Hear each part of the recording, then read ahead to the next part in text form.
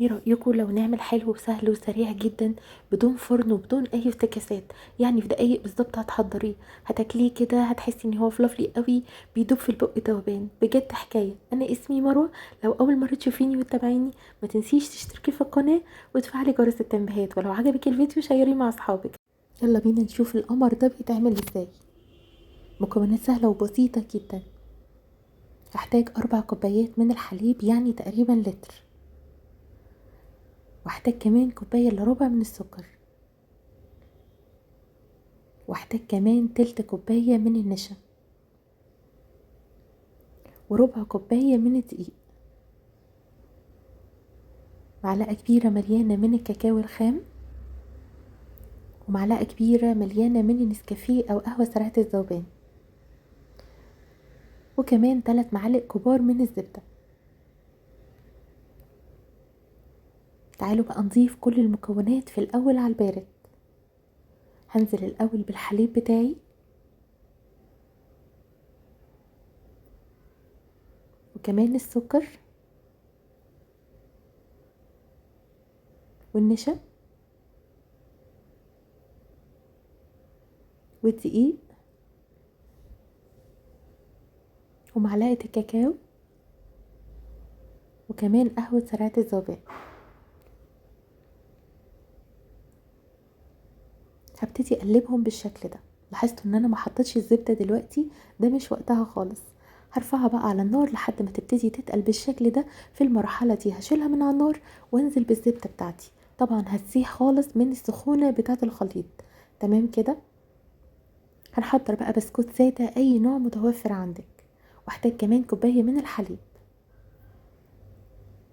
الصينيه بتاعتي بقى لو مش متوفره صينيه التورت او صينيه بتفتح وتقفل، اي صينيه مفيش اي مشكله خالص. هنسقيها في الحليب وبعد كده هنرص بالشكل ده. هحط طبقه من الخليط بتاعنا، بس ما تكونش طبقه مبالغ فيها، يعني طبقه صغيره زي ما انتوا شايفين كده. تمام.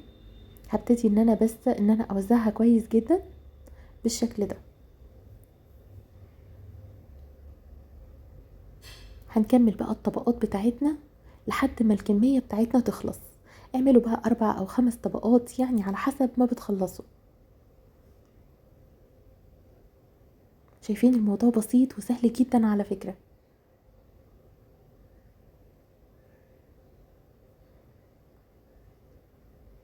تمام كده. خلصنا بقى الكمية بتاعتنا. هنحط بقى باقي الخليط من فوق بالشكل ده. هنوزعها كويس جدا. تقدروا ان انتوا تسيبوها كده، تحطوها في التلاجة على الشكل ده، وتقدروا ان انتوا تزينوها بأي حاجة، يعني ده بتاعكم انتوا. انا الحقيقة قبل ما احطها في التلاجة تسقع شوية، فضلت ان انا يعني افتفت كده شوية من البسكوت واحطها كده من فوق، بتدي شكل حلو جدا على فكرة. وتقدري تحطي اي شوكولاته بيضه او اي شوكولاته غامقه اللي انتي بتفضليه، او مكسرات او سبرينجلز اللي انتي بتحبيه. تمام كده.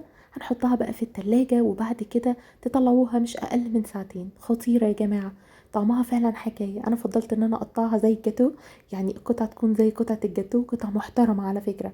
خطيره وطعمها فعلا حكايه، بتدوب في البق ذوبان. ما بتحسوش ان انتوا بتاكلوا بسكوت على فكره. هو بصوا طعم كده مميز ومختلف جدا، يعني انا مش عارفه اوصفه لكم، لازم تجربوا بنفسكم وتحكموا. شايفين الطعامه، شايفين الطبقات عامله ازاي؟ بجد تجنن. بتحسوا كده احساس بالسعاده رهيب. القهوه مع الكاكاو مع الحاجات اللي احنا عاملينها دي عامله ميكس عالي قوي. يعني بصوا حاجه كده من السعاده، لازم تجربوها بجد. شايفين؟ خطيره فعلا، حلوه قوي على فكره. بسيطه وسهله وبارده في الجو اللي احنا فيه ده. بنبقى محتاجين ان احنا ناكل حاجه بارده كده، وحلوة جدا على فكرة في رمضان. يعني اكيد الناس هتزهق من الكنافة والقطايف وبلح الشام والحاجات دي، فده حل سريع وسهل جدا. جربوه ان شاء الله يعجبكم. اشوفكم في فيديو جديد ووصفة جديدة. باي باي.